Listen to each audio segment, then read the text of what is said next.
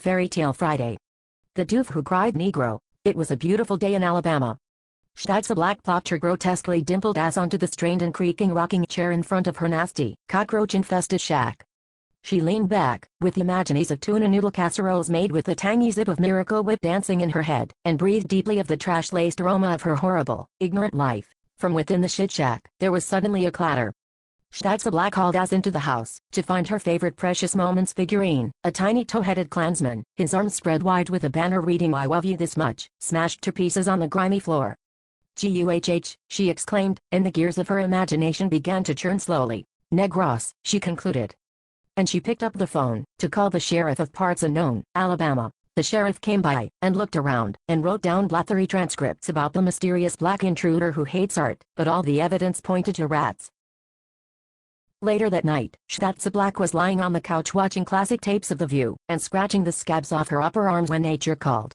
She waddled off to the bathroom, and lifted her ass flaps to plop down onto the toilet, when she suddenly felt a smacking sensation against the back of her head. "Blacks," she shrieked, and dropping her ass flaps, like they were on fire, raced into the kitchen to call the sheriff, slamming the bathroom door behind her. The sheriff showed up, and listened to her tale of the wild black smackery from the depths of the Alabama plumbing system, but all he could find was a half-suffocated bat that had been living in her folds for days. "Shtatsa Black," he said, "you can't blame everything on black people. Clearly this incident was simply a matter of a desperate-ass bat, struggling for its life. I'm not coming back here again tonight, so the next time you start feeling hysterical, just put your head between your legs, and take a deep breath." And he left. Moments later, there was a knock on the door.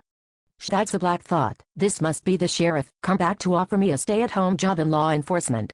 I like donuts and I don't want to have to buy a uniform and I don't think I should have to pay parking tickets if I had a car, but I don't, because after 12 years my job stopped paying me, because I stopped showing up, but that's not the kind of fair treatment a good decent American should expect. I mean, unless you want to order something from the dollar menu at McDonald's every other week, or so it's not asking too much unless you can't stand to see anyone else make a buck like corporate butcherbutts." And she opened the door, but it was not the sheriff.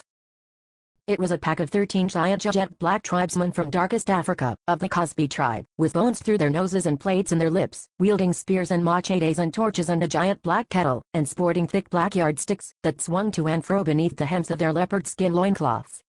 And they all partied with it pasty rump until the break of dawn, before chopping her to pieces, and making of her a fatty stew that would sustain them through the coming season of frost. The end.